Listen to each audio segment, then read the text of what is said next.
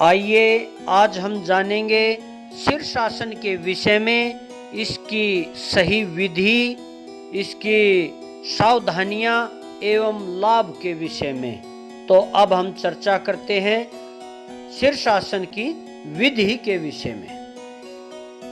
शीर्षासन में सिर के बल खड़े होना होता है, सिर को जमीन पर टिका करके। तो इसकी बारीकी से विधि को जानेंगे। कंबल या दरी पर कपड़े की गद्दी बनाकर दोनों हाथों की उंगलियां परस्पर क्रॉस करके कोहनियां 60 डिग्री के अंतर पर रखकर घुटने भूमि पर टिके हुए हों। सिर का मध्य भाग गद्दी या दोनों हाथों के बीच में रखकर घुटने सीधे करके पीठ को ऊपर उठाना चाहिए, जैसा कि आपने वीडियो के शुरुआत में देखा। इस प्रकार धीरे धीरे ऊपर उठाना चाहिए। धीरे धीरे शरीर का संतुलन कोहनियों एवं ग्रीवा यानी गर्दन को संभालते हुए घुटने मुड़े हुए भूमि के समानांतर दोनों पैर कुछ ऊपर उठ जाएंगे। नए अभ्यासी के लिए पहले इतना ही अभ्यास पर्याप्त है, क्योंकि यह योगासन बच्चों के लिए बड़ा महत्वपूर्ण है। अतः इसका अभ्यास धीरे धीरे करना चाहिए। इसमें सफलता मिलने पर आगे का कार्य आसान हो जाता है।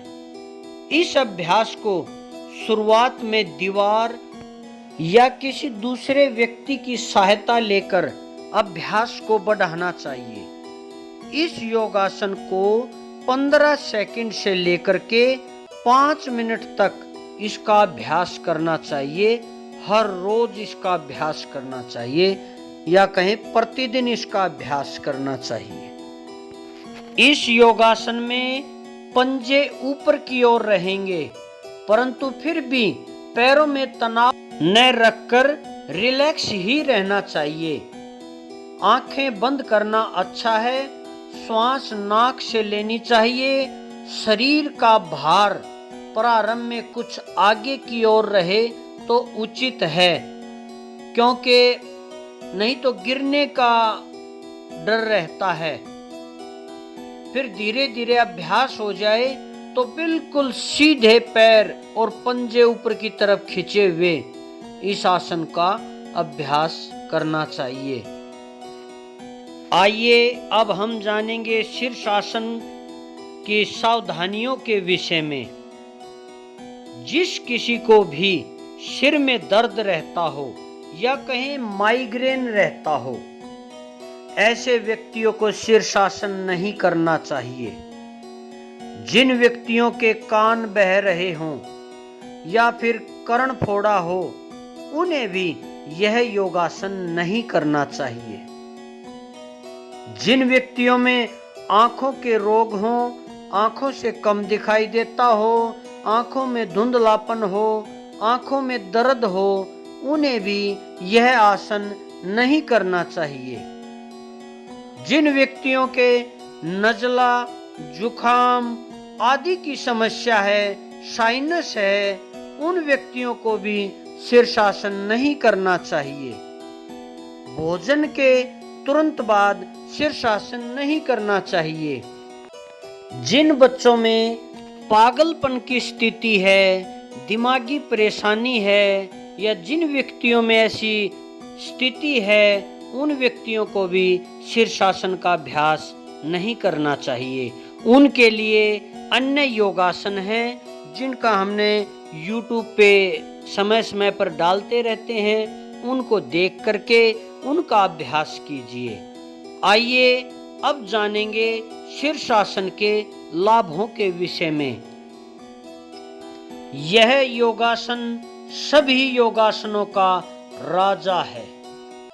शीर्षासन बच्चों को अवश्य करना चाहिए। इससे श्रवण शक्ति का विकास होता है। मनुष्य की समस्त शारीरिक और मानसिक क्रियाओं का नियंत्रण मस्तिष्क करता है। अतः शीर्षासन मस्तिष्क की सभी समस्याओं को दूर करने के लिए विशेष योगासन है।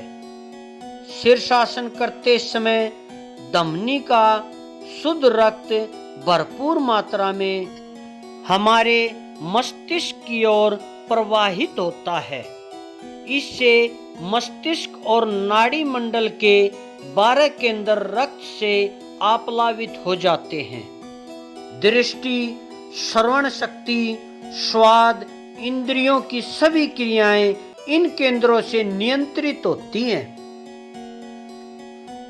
शीर्षासन का अभ्यास इन सभी केंद्रों को समुचित रक्त प्रदान करके ज्ञान इंद्रियों को सक्षम बनाता है या कहें मजबूत बनाता है।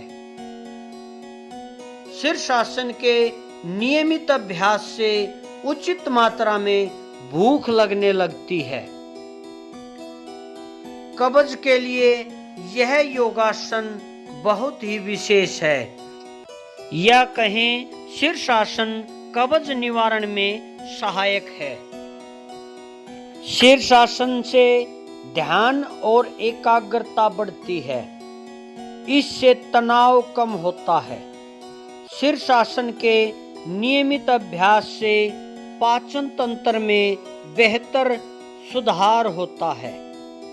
शीर्षासन के नियमित अभ्यास से बालों के झड़ने की समस्या कम होती है, और यदि अभ्यास लंबे समय तक हो जाए तो बाल झड़ना बिल्कुल बंद हो जाता है। शीर्षासन के अभ्यास से आंखों की समस्याएं दूर होती हैं। शीर्षासन के अभ्यास से हार्मोनल संतुलन में सुधार होता है। शीर्षासन के नियमित अभ्यास से प्रतिरक्षा प्रणाली मजबूत होती है, या कहें शीर्षासन के अभ्यास से शरीर में ऊर्जा का स्तर बढ़ता है। अतः हम कह सकते हैं कि शीर्षासन के बहुत ही ज्यादा लाभ हैं। इसीलिए इसको सभी आसनों का राजा कहा गया है। अतः नियमित रूप से शीर्षासन का अभ्यास करें, सावधानी पूर्वक करें।